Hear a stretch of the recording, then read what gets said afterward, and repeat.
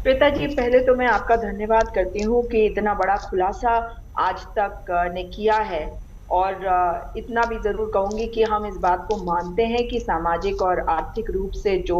पिछड़ा समाज होता है वहां पर इस तरह की अगर घटना होती है तो ये हम सबके लिए शर्मसार होने की बात है, क्योंकि जिम्मेदारी हम सबकी है। और जब हम सरकार बनाते हैं तो सरकार में इसीलिए आते हैं ताकि इन कुरीतियों को हटा सके। और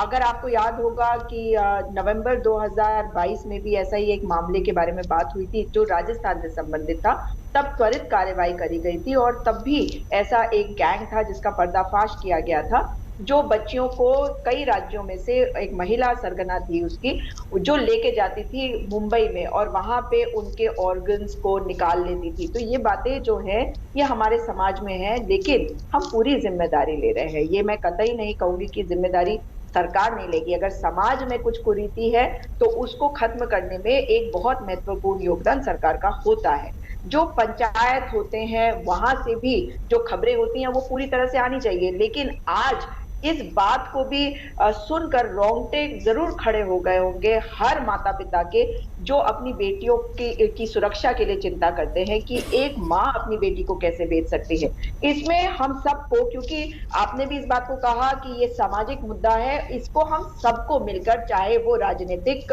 वर्ग हो या सामाजिक, हम सबको एक साथ आकर इस कुरीति को खत्म करने के लिए, लोगों के अंदर कानून का डर बनाने के लिए। और कानून की जहां तक बात है, कानून बहुत है, उसका इम्प्लीमेंटेशन की भी अगर बात करें तो इम्प्लीमेंटेशन से ज्यादा मुझे लगता है कि कानून का डर होना चाहिए और एक एग्जाम्पल बनाना चाहिए, ताकि दोबारा से इस तरह की कोई भी इस तरह का कृत्य करने के पहले लोग सोचे। मध्य प्रदेश की वो तस्वीर ये बताती है कि हमें जागने की जरूरत है, जब एक बेटी जिसका बलात्कार हुआ वो सड़कों पे चल रही है और कोई मदद करने के लिए नहीं आ रहा है। तो आज आप और मैं हो या हम में से कोई भी हो, हम सबको एक साथ आने की जरूरत है ताकि लोगों को जागरूक भी करा जाए और उनके अंदर कानून का डर भी पैदा किया जाए। और जैसा रंजना जी ने कहा, बिल्कुल परिवार के लोगों को की गिरफ्तारी होनी चाहिए, क्योंकि जब तक आप एक एग्जाम्पल नहीं सेट करेंगे कि यदि आपने बेटियों के साथ ऐसा किया तो आपके खिलाफ कार्रवाई होगी, इस चीज को हम नहीं रोक पाएंगे। क्योंकि पितृसत्ता से ग्रसित समाज में बेटे को आप शायद एक बार बचाएंगे, मगर पैसा इस तरीके से